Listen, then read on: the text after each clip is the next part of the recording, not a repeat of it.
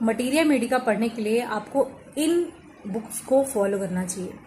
देखिए बेसिकली क्या होता है कि अभी जब आप कोई रेमेडी पढ़ रहे हो तो आपको क्या पढ़ना है, पहले तो आपको ये पता होना चाहिए, है ना, टाइप ऑफ प्रिस्क्रिप्शन, और साथ में ये पता होना चाहिए क्या पढ़ना है।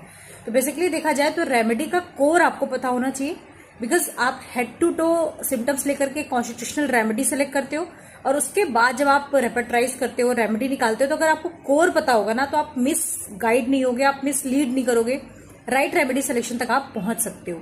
तो कोर ऑफ रेमेडी मतलब जो रेमेडी है वो एक्चुअली किस तरीके की है, क्या नेचर है, क्या सिम्टम्स रिफ्लेक्ट करती है, राइट, ये सारी चीजें आपको पता होनी चाहिए। तो उसके लिए मैं जो बेस्ट बुक मानती हूँ मटीरिया की, वो है Kent materia medica, one of the best book, जो आपको डेफिनेटली कॉन्स्टिट्यूशनल रेमेडी के लिए और कोर के लिए एकदम तैयार कर देती है। अगर आपने एक बार से लेकर के 2 बार रेमेडीज पढ़ लिया ना, तो आप समझ लो कि आपकी जो मटीरिया है वो काफी स्ट्रांग हो जाएगी। गलत रेमेडी के सिलेक्शन से पहले आप कई बार सोचोगे। दूसरा है हैरिंग गाइडिंग सिम्टम, इसको भी जरूर उठा करके पढ़िए फ्रेंड्स।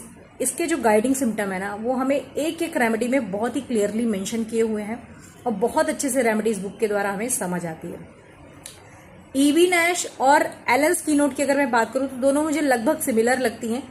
ईवी नैश में भी बिल्कुल की नोट प्रिस्क्रिप्शन आपको दिया हुआ है। इसके जो सिम्टम्स जिस तरीके से लिखे हुए हैं ना, मैंने हमेशा देखा है कि अगर हम उस बेसिस पर इसको पढ़ते हैं तो वो भूलते नहीं है, बिल्कुल हमारे माइंड पे वो बैठ जाते हैं, बिकॉज उन्हें बहुत अच्छे तरीके से स्टैंजा वाइज या गैप दे करके रेमेडी का जो राइटिंग करा है ना, उसका भी बहुत इम्पैक्ट होता है ना माइंड पे। कहते हैं ना, चीज किस तरीके से सजाई गई है उसका भी इम्पैक्ट होता है। तो सिम्टम्स बहुत क्लियरली मेंशन है, कीनोट प्रिस्क्रिप्शन उससे बहुत अच्छा बनाया जा सकता है। साथ ही साथ रेमेडी का एज अ होल पूरी स्टडी उसमें दी गई है, तो आप ईवी नैश को भी जरूर फॉलो करिए।